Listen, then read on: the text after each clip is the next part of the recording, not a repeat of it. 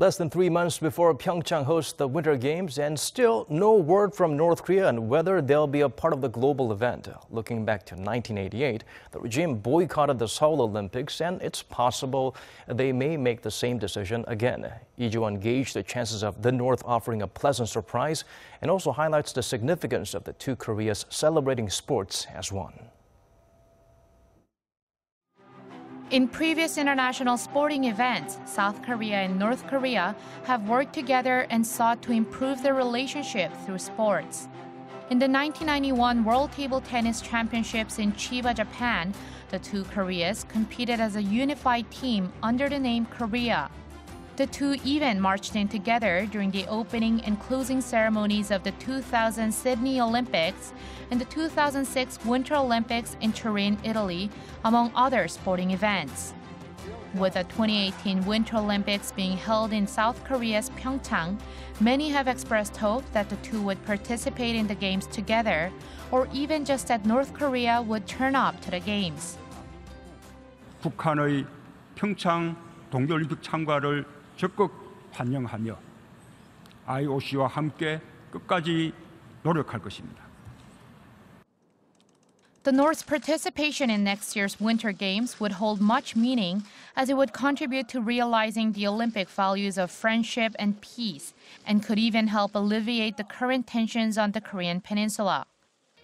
Currently, North Korea has only qualified for one event, pairs figure skating, where Yeom Dae-ok and Kim Ju-sik grabbed their tickets to PyeongChang in September. And according to the International Skating Union, Pyongyang told them last month that it was willing to use that spot. But with no clear statement officially given by North Korea yet, experts have differing views on whether the reclusive regime will join the global sporting event. Through the Olympics, North Korea would want to show the world that it's not the antagonist and that it's part of the international community.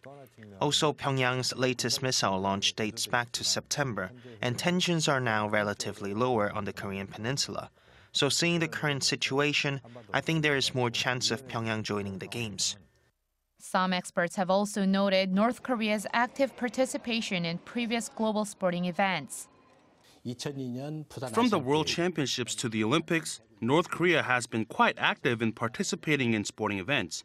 Although Pyongyang has shut down exchanges with the world in many aspects, sports is one exception. In fact, though the North failed to qualify for the last Games in Sochi, it did participate in the two Olympics prior to that. But there are others who are less hopeful. If you look at the situation from Pyongyang, it's quite clear that North Korea has nothing to gain if it attends the Olympic Games.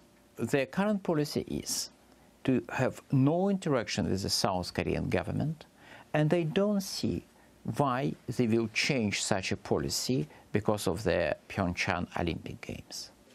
He added that North Korea would not want to create the impression that the relationship between the two Koreas is good, as they want South Korean President Moon Jae-in to either choose between them and the United States.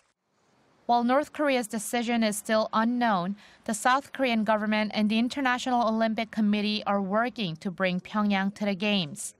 The IOC last month announced that it's willing to cover all costs for the North Korean athletes through its Olympic Solidarity Program if North Korea participates in the 2018 Winter Games.